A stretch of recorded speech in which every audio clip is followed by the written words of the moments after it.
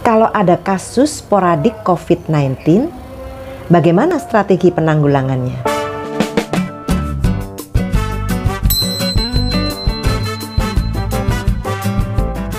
Assalamualaikum warahmatullahi wabarakatuh. Sobat sehat, bertemu kembali dengan saya Dr. Sufi. Ini adalah video saya yang ke-80. Perlu diketahui, mulai video 76 dan beberapa video berikutnya akan membahas tentang pedoman pencegahan dan pengendalian COVID-19 revisi kelima yang merupakan lampiran dari Keputusan Menteri Kesehatan RI nomor 413 tahun 2020 tentang pedoman P2 COVID-19. Video saya yang ke-80 ini akan membahas strategi penanggulangan pandemi COVID-19 untuk wilayah dengan kasus sporadik. Ini merupakan video kelima dari beberapa video yang disiapkan mengikuti alur pedoman P2 COVID-19. Sobat sehat, yuk kita bahas bagaimana strategi penanggulangan pandemi COVID-19 untuk wilayah dengan kasus sporadik. Seperti kita ketahui, berdasarkan panduan WHO terhadap 4 skenario transmisi pada pandemi COVID-19.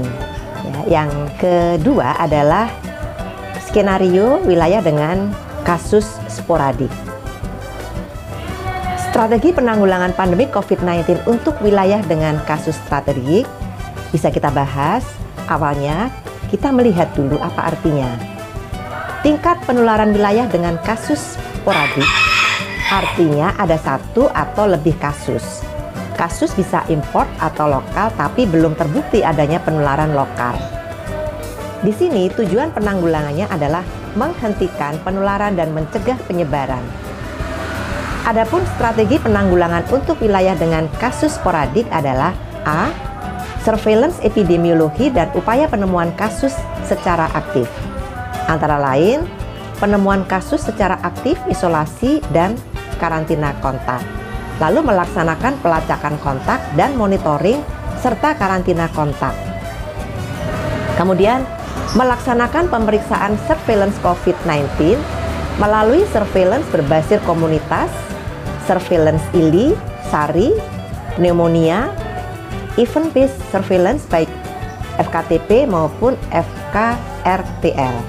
Keempat, melaksanakan surveillance di fasilitas tertutup dan kelompok rentan. Selanjutnya, yang kedua adalah pemeriksaan laboratorium. Pemeriksaan RT-PCR untuk suspek dan sampling pada kasus yang terdeteksi melalui surveillance sentinel ILI, SARI, dan pneumonia. Kemudian yang berikutnya C, manajemen klinis. Dengan langkah-langkah antara lain, pertama menyaring dan melakukan triase pasien pada setiap titik akses sistem kesehatan.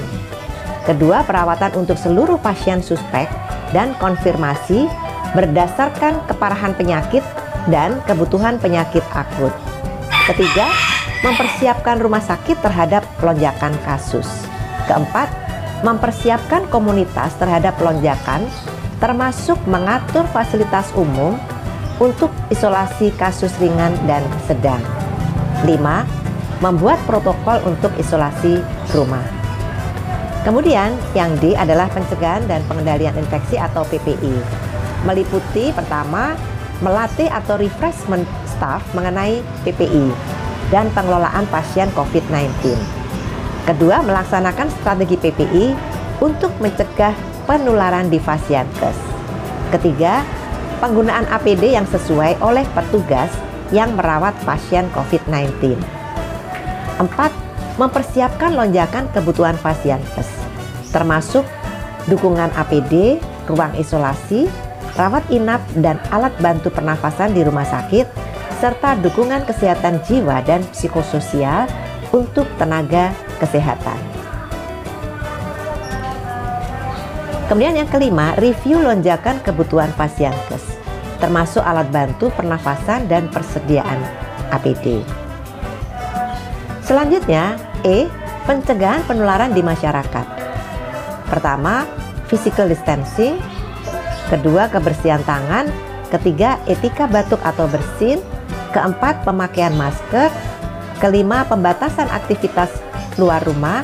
Keenam, memastikan akses kebersihan tangan di depan gedung fasilitas umum dan pusat transportasi, misalnya pasar, toko, tempat ibadah, lembaga pendidikan, stasiun kereta api dan bus. Tersedianya fasilitas cuci tangan dengan air dan sabun dalam jarak 5 meter dari semua toilet, baik di fasilitas umum maupun swasta. Kemudian yang F, komunikasi risiko dan pemberdayaan masyarakat atau KRPM, yaitu mengedukasi dan berkomunikasi secara aktif dengan masyarakat melalui komunikasi risiko dan pemberdayaan masyarakat atau KRPM, membangun dan menjaga kepercayaan publik melalui komunikasi dua arah, antara lain dengan menilai dan memperbarui perencanaan dan strategi komunikasi berdasarkan situasi dan kondisi dari hasil kerja dan pemantauan tim KRPM. Kedua, menyediakan pelatihan untuk tambahan anggota tim KRPM. Ketiga, pemberdayaan masyarakat dengan menggerakkan para pemengaruh atau influencer dan jejaring komunitas, mulai dari RT, RW, kemudian LSM, Ormas, termasuk Aisyah dan Muslimat, PKK, dunia usaha, dan lain-lain yang dibutuhkan pada situasi ini. Keempat, melakukan pengkajian untuk menilai risiko dengan penelitian formatif. 5. Melakukan mekanisme umpan balik dari upaya KRPM berupa hasil pemantauan, saluran informasi dan pengaduan, dan lain-lain. Keenam, melakukan pemantauan, isu dan berita serta perkembangan kasus dan situasi, dan lain-lain. G. Pelayanan kesehatan esensial dengan langkah-langkah menerapkan kapasitas sistem kesehatan dan strategi menghadapi lonjakan. Kemudian pastikan bahwa pelayanan gawat darurat 24 jam tersedia di semua level rumah sakit dan memastikan kesadaran publik. Ketiga, melakukan penilaian cepat kapasitas cepat. Keempat, mempertahankan dan memperkuat surveillance PD3I. Kelima, mengembangkan atau meninjau strategi untuk pelayanan imunisasi. Sobat Sehat, demikianlah telah kita bahas strategi penanggulangan untuk wilayah dengan kasus sporadik. Kita masih akan bertemu pada video ke-81 dan 82 yang membahas strategi penanggulangan untuk wilayah dengan klaster dan strategi penanggulangan untuk wilayah dengan penularan komunitas. Sampai di sini dulu ya.